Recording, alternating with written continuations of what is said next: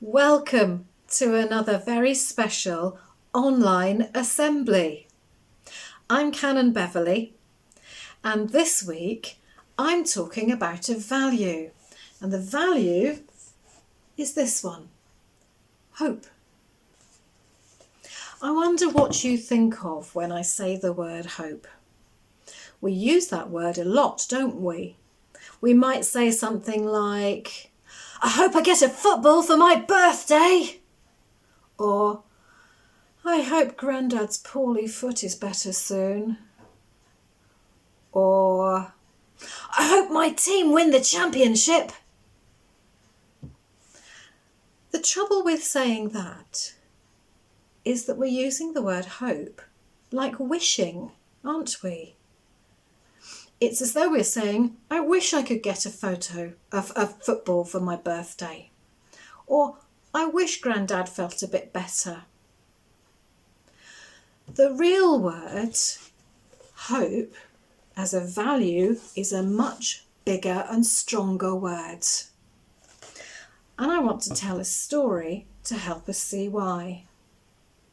My story is about two people called Paul and Silas.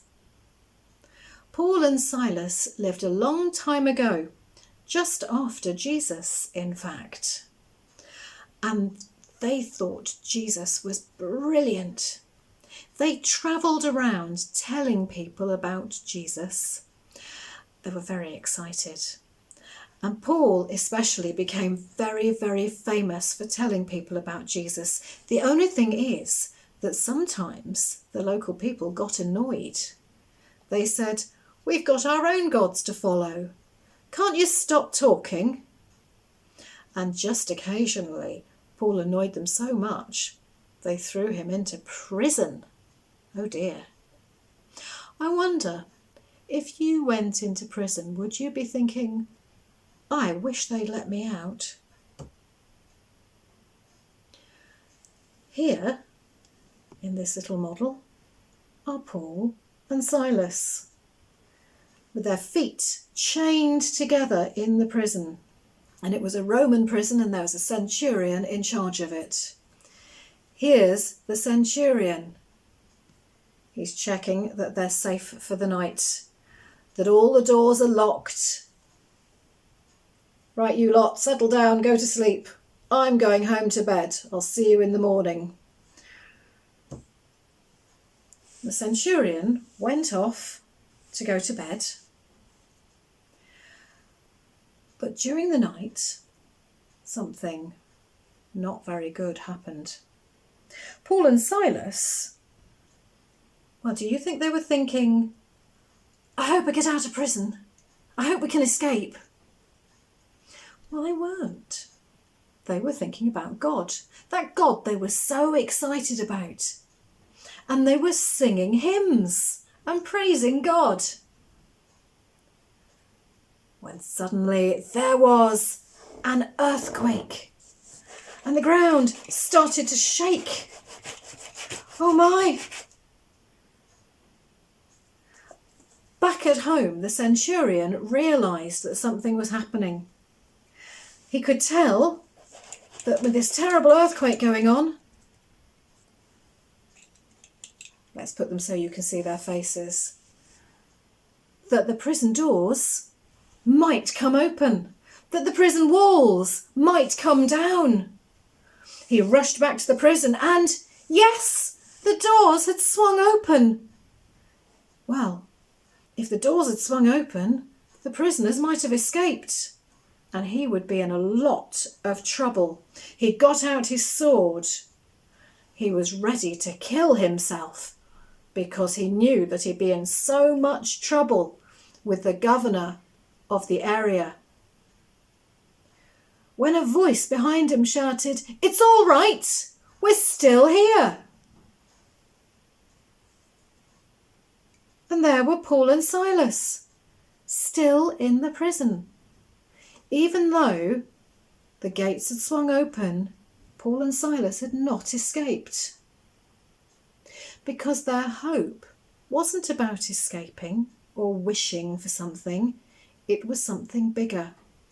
Their hope was a value that they had that said, we hope in God. And we hope in God to give us love and peace and truth in our lives. And we hope that one day we'll be with God in heaven. Of course, they wanted to escape, be out of the prison, but they didn't want to escape. They wanted people to know about God. That hope was much more important to them than escaping. And so the centurion was able to breathe a sigh of relief. And then he thought, well, if the God that Paul and Silas hope in is so important to them, so important that they don't even run away when they've got the chance from prison, I want to know more about him. And so the centurion invited Paul and Silas to come back to his house and tell him all about God. And in the end, the centurion became a Christian and followed God too. Paul and Silas were freed from the prison, and Paul was able to do much more travelling and telling people about God.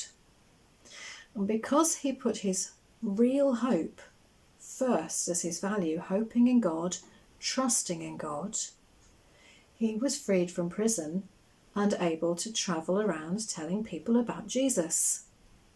I wonder if he'd run away that night, what would have happened next? Perhaps the centurion might have had to send soldiers to recapture him, and Paul would have been in a lot more trouble. But he didn't live by wishing, he lived by a bigger hope. So what about us? What do we hope in? For me, like Paul, I hope in God. And perhaps you do too. Or perhaps your hope is based on family or friendship. I'm asking you this week to make sure that when you use the word hope, you think about something bigger than wishing. Don't use hope to mean wishing. Think about hope as what you believe in and trust in. It's very like faith. Faith and hope go together. So if you are a person of faith, a person who believes in God, I'm going to say a prayer now. And if you agree with me, you can say Amen at the end. If you're not a person of faith, just sit quietly and respectfully while we have the prayer. Dear God, thank you that just like St. Paul and Silas, we can have hope that helps us get through even the worst of days. Help us to place our hope in something bigger than wishing. Help us to know what we trust in and what we believe in, and to put our hope in that. And may our hope be as bright as Paul's so that we can share it with other people too and give them hope in something better. Amen. Now I hope you have a really good week. I know that in these days of uncertainty, when coronavirus is around us and all sorts of things are happening, we're sometimes not sure how we feel. Perhaps that's how Paul felt that night in prison. He had hope, and so can we. Keep on smiling, keep on hoping, and stay safe. Bye-bye, everyone. See you soon.